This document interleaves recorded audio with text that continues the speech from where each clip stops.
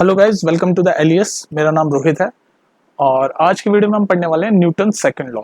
तो प्रीवियस इस चैप्टर की वीडियोस में हमने क्या क्या पढ़ लिया। हमने पढ़ लिया बैलेंस अनबैलेंस फोर्स के बारे में, है ना। फिर हमने पढ़ा मोमेंटम के बारे में, मोमेंटम क्या होता है। फिर हमने इनर्शिया एंड मास के बारे में पढ़ा, है ना। और अब हम पढ़ रहे हैं न्यूटन सेकंड लॉ। तो मैंने मोमेंटम पढ़ाया था पहले, इनर्शिया उससे ऊपर था, फिर मोमेंटम पढ़ाया था और अब पढ़ा रहा हूँ Newton second law of motion. तो मैं रिकमेंड करूंगा Newton second law of motion वाली वीडियो को देखने से पहले आप ये मोमेंटम वाली वीडियो देख लो, क्योंकि ये जो Newton second law of motion है ना, ये पूरा का पूरा आपका मोमेंटम पे बेस है। तो मोमेंटम क्या होता है, अगर आप ये अच्छे से समझ जाओगे तो न्यूटन सेकंड लॉ समझना आपके लिए बहुत ही पीस ऑफ केक हो जाएगा। ठीक है, समझ रहे हो ना मेरी बात? अरे बोलो ना, समझ रहे हो? हाँ ठीक है, समझ रहे हो, गुड। आ रही है मुझे तुम्हारी आवाज, ठीक है। तो आज की वीडियो में हम क्या पढ़ेंगे, न्यूटन सेकंड लॉ। और क्या बोला मैंने कि पहले मोमेंटम वाली वीडियो देख लेना। चलो जी, अब आते हैं हम आज के टॉपिक पे। सबसे पहले मोमेंटम वाली वीडियो तो आप देख ही लोगे, लेकिन थोड़ा सा मैं तुम्हें मोमेंटम का आइडिया देता हूँ। मोमेंटम होता क्या है, थोड़ा सा आइडिया देना जरूरी है, वरना कंफ्यूज हो जाओगे तुम। तो जैसे एग्जांपल से समझो, मान लो ये बॉक्स है, ये कोई बॉक्स है, कोई ऑब्जेक्ट है, बॉक्स ले लो, ठीक है, ऐसे फ्लोर पे रखा हुआ है। तो मोमेंटम ये कहता है कि मोमेंटम बेसिकली होता क्या है। मोमेंटम जो है वो जो किसी ऑब्जेक्ट में जो मोशन हुआ है उसका जो मेजर होता है उसको मोमेंटम बोलते हैं। कहने का मतलब, अगर मान लो ये ऑब्जेक्ट है, इस ऑब्जेक्ट पे मैंने यहाँ फोर्स लगाई, तो ये ऑब्जेक्ट कितना मूव हुआ, मान लो यहाँ से इतना मूव हो गया, तो ये जो मेजर है कि कितना मूव हुआ, कितनी क्वांटिटी में कोई ऑब्जेक्ट मूव हुआ जब उसके ऊपर कोई फोर्स लगी, उसी चीज को हम बोलते हैं मोमेंटम। ठीक है, और मोमेंटम का फॉर्मूला होता है, ये पी मोमेंटम है, मास इंटू वेलोसिटी। तो इसका मतलब क्या है कि मोमेंटम मास और वेलोसिटी के डायरेक्टली प्रोपोर्शनल है। कहने का मतलब क्या है, अगर किसी ऑब्जेक्ट की वेलोसिटी जीरो है, मतलब वो मूव ही नहीं कर रहा, तो वेलोसिटी जीरो है तो जीरो इंटू एम जीरो हो जाएगा, तो यानी कि मोमेंटम भी जीरो हो जाएगा। क्योंकि जब वेलोसिटी जीरो है यानी कि ऑब्जेक्ट मूव ही नहीं कर रहा, तो इसका मतलब मोमेंटम जीरो हो गया। और क्यों जीरो हो गया मोमेंटम? क्योंकि मोमेंटम का मतलब ये होता है कि इट इज अ मेजर, ये माप है, एक तरीके का मापने का तरीका है कि कोई भी ऑब्जेक्ट कितना मूव हुआ। ये देख रहे हो ना, ये शब्द मोमेंट, मूवमेंट, ये इसी से बना है मोमेंटम, कितनी मूवमेंट हुई किसी ऑब्जेक्ट में। ठीक है, तो ये मोमेंटम का मैंने थोड़ा सा तुम्हें ब्रीफ दिया है, बाकी प्रीवियस वीडियो में देख लेना, अच्छे से डिटेल में समझाया विद न्यूमेरिकल। अब आते हैं हम आज के टॉपिक पे, जिसका नाम है Newton second law of motion. ये समझ आ गया होगा मैं उम्मीद कर रहा हूँ। मोमेंटम मतलब कि कोई भी आसान भाषा में समझना हो तो, कि कोई भी ऑब्जेक्ट में कितना मूवमेंट हो रहा है जब उस पर फोर्स लग रही है। भाई कोई ऑब्जेक्ट अगर पड़ा हुआ है तो उस पर हम जब फोर्स लगाएंगे तभी वो मूव करेगा, वरना तो पड़ा ही रहेगा। न्यूटन फर्स्ट लॉ ही कहता है कि कोई ऑब्जेक्ट अगर स्टेट पे रेस्ट पे है तो रेस्ट पे रहेगा अनलेस हम उस पर कोई फोर्स ना लगाए, और अगर कोई मोशन में है, यूनिफॉर्म मोशन में, तो वो मोशन में ही रहेगा अनलेस अगर हम उस पर कोई फोर्स ना लगाए। ये होता था न्यूटन फर्स्ट लॉ। तो मोमेंटम ये क्या है, measure of movement, measure of motion possessed by body. ठीक है जी, और इसका फॉर्मूला होता है mass into velocity, previous video में देख लेना। अच्छा जी, ये तो हो गया प्रीव्यू पुराने लेक्चर का। अब आज का हमें जो पढ़ना है, Newton second law of motion क्या कहता है वो पढ़ो आप। देखो ठीक है, न्यूटन सेकंड लॉ क्या होता है। तो ये देखो भाई, Newton second law of motion का मैंने पढ़ा, लिखा हुआ है स्टेटमेंट, पढ़ो इसको अच्छे से, पढ़ो ध्यान से, दिमाग खोलो पहले अपना, ढक्कन खोलो दिमाग के, अब पढ़ो। तो the second law of motion states, second law of motion बताता है, स्टेट्स मतलब बताता है, that the rate of change of momentum, आ गया ना मोमेंटम, इसलिए पढ़ाया था momentum. The rate of change of momentum मतलब मोमेंटम का जो चेंज हो रहा है, जब भी रेट ऑफ चेंज किस चीज का आ जाए, यानी कि कहने का मतलब क्या, rate of change of momentum मतलब change in momentum upon time. ये चेंज का साइन होता है साइंस में, ये जो ट्रायंगल बनाते हैं ना, ये चेंज का साइन होता है, कई जगह हीट का भी साइन होता है, पर यहाँ पर rate of change of momentum है। तो सेकंड लॉ स्टेट कहता है कि rate of change of momentum of an object, कोई ऑब्जेक्ट का rate of change of momentum is directly proportional to the applied external force and take place in the direction of external force act. कहने का मतलब example से समझो, मान लो कोई box वाला एग्जांपल लेते हैं हम। कोई बॉक्स है, ठीक है, इस पे हमने यहाँ एक फोर्स लगाई जिसका नाम इन्होंने दे रखा है एक्सटर्नल फोर्स। ये रहा एक्सटर्नल फोर्स, क्योंकि कोई भी ऑब्जेक्ट अपनी पोजीशन या अपनी स्टेट से तभी चेंज होता है जब उस पर कोई एक्सटर्नल फोर्स लगे। इसका एक और नाम होता है एक्सटर्नल फोर्स का, अनबैलेंस्ड फोर्स। अनबैलेंस्ड फोर्स को हम एक्सटर्नल फोर्स भी बोलते हैं। ठीक है, तो कोई भी अगर हम अनबैलेंस फोर्स लगाते हैं तभी किसी ऑब्जेक्ट के अंदर मूवमेंट होती है, अगर वो रुका हुआ है तो, और अगर मूवमेंट में है तो रोकने के लिए भी हमें अनबैलेंस या एक्सटर्नल फोर्स लगानी पड़ेगी। खैर वो न्यूटन फर्स्ट लॉ की बात हो गई। सेकंड लॉ ये कह रहा है कि मान लो कोई बॉक्स है, उस पर हमने कोई फोर्स लगाई जिसका नाम है एक्सटर्नल फोर्स। तो इस फोर्स की वजह से जितना चेंज हुआ है रेट, रेट मतलब टाइम के साथ कितना चेंज हुआ है, ये ना रेट जब भी आ जाए ना टाइम के साथ कितना चेंज हुआ है मोमेंटम में उस ऑब्जेक्ट के, वो जो डायरेक्टली प्रोपोर्शनल होता है उसकी एक्सटर्नल फोर्स के। मतलब ये जो ऑब्जेक्ट में जितना भी चेंज हुआ, मान लो अभी यहाँ था, इस पे हमने फोर्स लगाई एक्सटर्नल फोर्स, और ये ऑब्जेक्ट यहाँ से चल के यहाँ आ गया, मान लो फॉर एग्जांपल यहाँ मूव हो गया, तो कितना चेंज हुआ है टाइम के साथ ये, कि टाइम मान लो टाइम 0 पे यहाँ था और टाइम 2 पे, यानी टाइम 2 पे यहाँ आ गया, तो rate of change of momentum कितना हुआ वो डायरेक्टली प्रोपोर्शनल होगा कि भाई कितनी फोर्स लगी, मतलब जितनी फोर्स लगेगी उसके ही डायरेक्टली प्रोपोर्शनल में किसी ऑब्जेक्ट के मोमेंटम, रेट ऑफ मोमेंटम में चेंज होता है, और यही कहता है आपका second law of motion. I hope आपको ये समझ आई ये बात। नहीं समझ, दोबारा सुनो, कोई दिक्कत नहीं है, थोड़ा सा कंफ्यूजिंग हो सकता है लेकिन दोबारा सुनोगे तो शायद आपको कंफ्यूजन ना हो। ठीक, कहने का मतलब स्टेटमेंट दोबारा पढ़ो, देखो the second law of motion states that the rate of change of momentum, rate मतलब जब भी रेट आ जाए ना टाइम के बाद रेस्पेक्ट में बात हो रही है, तो rate of change of momentum मतलब change in momentum upon time. तो rate of change of momentum जो होता है किसी भी ऑब्जेक्ट का, वो डायरेक्टली प्रोपोर्शनल होता है कि कितनी फोर्स लगा रहे हैं हम उस ऑब्जेक्ट पे, और वो उसी डायरेक्शन में मूव करेगा। और ये जो लिखा है ना, take place in the direction of external force act, मतलब जिस डायरेक्शन में हमने एक्सटर्नल फोर्स लगाई है उसी डायरेक्शन में ऑब्जेक्ट मूव करेगा। ऑब्वियसली सीधी सी बात है भाई, ये ऑब्जेक्ट है, मान लो ये बॉक्स है, तो इस डायरेक्शन में हमने फोर्स लगाई है तो इसी डायरेक्शन में ऑब्जेक्ट मूव करेगा। अगर इस डायरेक्शन में फोर्स लगाई होती, मतलब पुल किया होता ऑब्जेक्ट को, तो इस डायरेक्शन में मूव कर जाता। ठीक है, वो तो अलग बात हो गई। तो आपका basically second law of motion यही कह रहा है कि जो भी rate of change of momentum है किसी भी ऑब्जेक्ट का, वो इस डायरेक्टली प्रोपोर्शनल होता है कि कितनी फोर्स लगाई हमने एक्सटर्नल फोर्स। ठीक है, तो ये था आपका स्टेटमेंट। अब इस स्टेटमेंट को हम मैथमेटिकली कैसे लिख सकते हैं?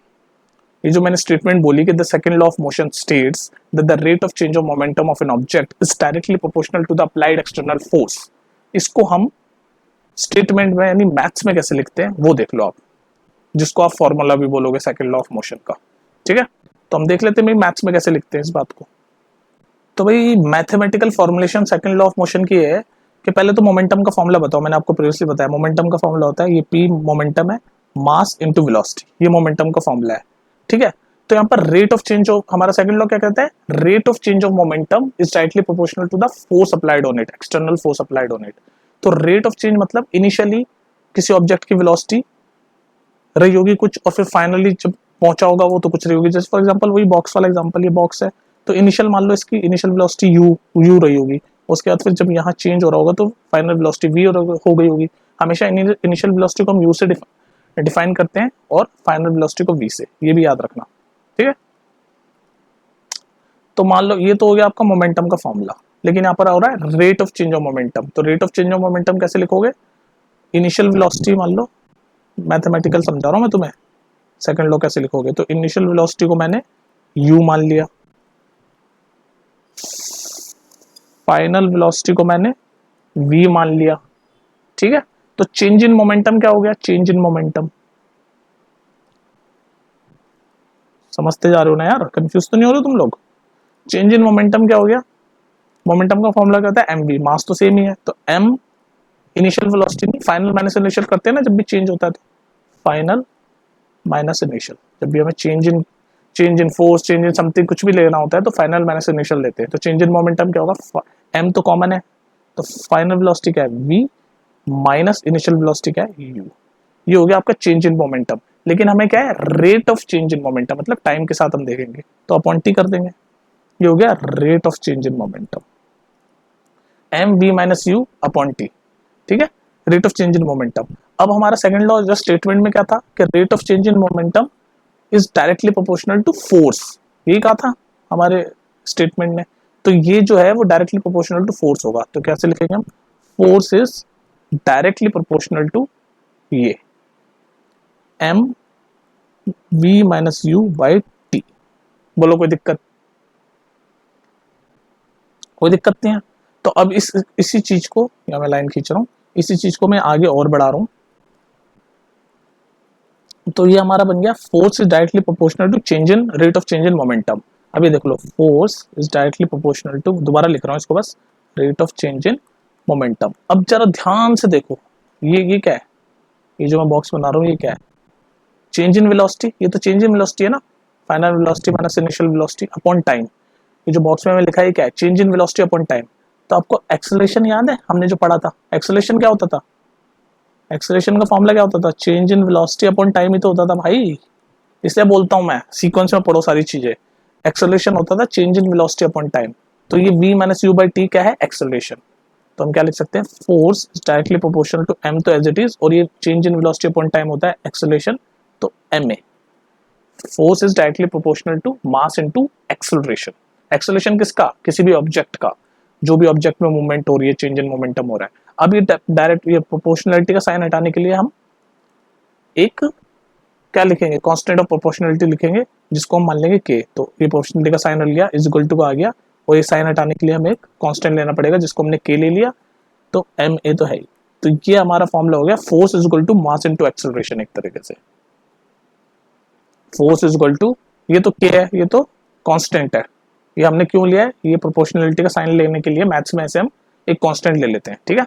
तो हमारा सेकंड लॉ ऑफ मोशन का अगर बोला जाए फॉर्मूला क्या है, तो वो होगा force is equal to mass into acceleration, जो हमने ऐसे हम सॉल्व करते हुए चले तो आया। तो ये है आपका सेकंड लॉ ऑफ मोशन का मैथमेटिकल फॉर्मूला, कि फोर्स जो है वो मास और एक्सेलरेशन के बराबर है।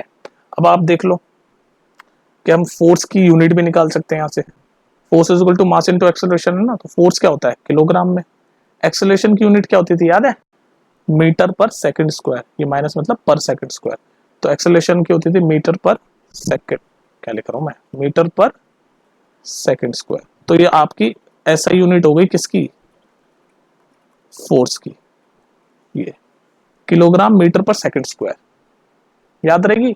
अब किलोग्राम मीटर पर सेकंड स्क्वायर तो है ही, साथ में आप क्या और क्या बोल सकते हो, फोर्स की यूनिट, ऐसा यूनिट सीधे न्यूटन, जो कि साइंटिस्ट न्यूटन के नाम पे है, न्यूटन। तो फोर्स की हम यूनिट किस में ले सकते हैं, न्यूटन में या फिर किलोग्राम मीटर पर सेकंड स्क्वायर। ये देखो किलोग्राम और मीटर पर सेकंड स्क्वायर, या फिर न्यूटन बोल लो या फिर किलोग्राम मीटर पर सेकंड स्क्वायर ले लो। तो ये था आपका पूरा सेकंड लॉ ऑफ मोशन का मैथमेटिकल फॉर्मुलेशन और स्टेटमेंट। आई होप आपको समझ आ गया होगा। अब हम इस वीडियो को कंक्लूड करते हैं, थोड़ा सा कंफ्यूज हो सकते हैं बच्चे, तो कंक्लूड करते हैं हम कि हमने क्या क्या पढ़ा आज की वीडियो में। कंक्लूजन खत्म कर रहे हैं हम इस वीडियो को, कंक्लूड कर रहे हैं। क्या क्या पढ़ा हमने, सीधी बात पढ़ी कि जो मैं समझा रहा हूं आपको कि सेकंड लॉ ऑफ मोशन ये कहता है कि change in moment, rate of change in momentum is directly proportional to the force, external force applied on it. मतलब कोई भी ऑब्जेक्ट है, ये ऑब्जेक्ट है, बॉक्स है, इसके ऊपर हम जितनी भी फोर्स लगाएंगे, एक्सटर्नल फोर्स जो भी लगाएंगे, उतनी ही मोमेंटम में चेंज होगा, rate of change of momentum जो होगा वो फोर्स के डायरेक्टली प्रोपोर्शनल होगा, यही कहता है बस सेकंड लॉ ऑफ मोशन। तो इसका फॉर्मूला हमने कैलकुलेट करते हुए चले तो हमारा बना force is equal to mass into acceleration. तीसरी चीज हमने पढ़ी कि फोर्स का यूनिट एक तो न्यूटन ले सकते हैं डायरेक्ट, फोर्स को हम न्यूटन यूनिट ले सकते हैं ऐसा यूनिट, या फिर ये इसमें भी हम निकाल सकते हैं कि मास है किलोग्राम और एक्सेलरेशन होता है मीटर पर सेकंड स्क्वायर। तो या तो न्यूटन बोल लो फोर्स की यूनिट, या फिर किलोग्राम मीटर पर सेकंड स्क्वायर बोल लो, कुछ भी बोल लो, ठीक है। तो ये थी आज की वीडियो आपकी, तो मैं उम्मीद कर रहा हूँ आपको समझ आ गई होगी। थोड़ी कंफ्यूजिंग है तो 2-3 बार सुन लेना इस वीडियो को, क्योंकि थोड़ा सा इसमें इंपॉर्टेंट है सेकंड लॉ ऑफ मोशन। अब नेक्स्ट में पता क्या करेंगे हम, सेकंड लॉ ऑफ मोशन अभी और चलेगा, नेक्स्ट वीडियो में मैं क्या करूंगा, नेक्स्ट वीडियो में मैं आपको एक आध इसके न्यूमेरिकल कराऊंगा और एक और चीज कराऊंगा। पता क्या कराऊंगा, देखो बड़ी इंटरेस्टिंग चीज, ये हो गया हमारा न्यूटन सेकंड लॉ का फॉर्मूला। नेक्स्ट वीडियो में आपको बताऊंगा कि फर्स्ट लॉ जो था ना हमारा, first law of motion, first law of motion जो था हमारा, वो हम इस Newton second law of motion की हेल्प से कैसे एक्सप्रेस कर सकते हैं, ठीक है। ये भी एक आपका पूछा जा सकता है एग्जाम पे कि जो फर्स्ट लॉ ऑफ मोशन जो हमने पढ़ा था प्रीवियसली, वो इस सेकंड लॉ ऑफ मोशन की हेल्प से हम कैसे एक्सप्रेस कर सकते हैं, तो नेक्स्ट वीडियो में देखना। यहाँ पर हमने सेकंड लॉ ऑफ मोशन पढ़ा, उसको समझा और साथ में उसका मैथमेटिकल फॉर्मूला भी जाना और कैसे आया वो फॉर्मूला ये भी जाना, ठीक है। चलो बस बहुत ज्यादा पका लिया मैंने तुम्हें, अब मिलते हैं नेक्स्ट वीडियो में, टेक केयर, बाय।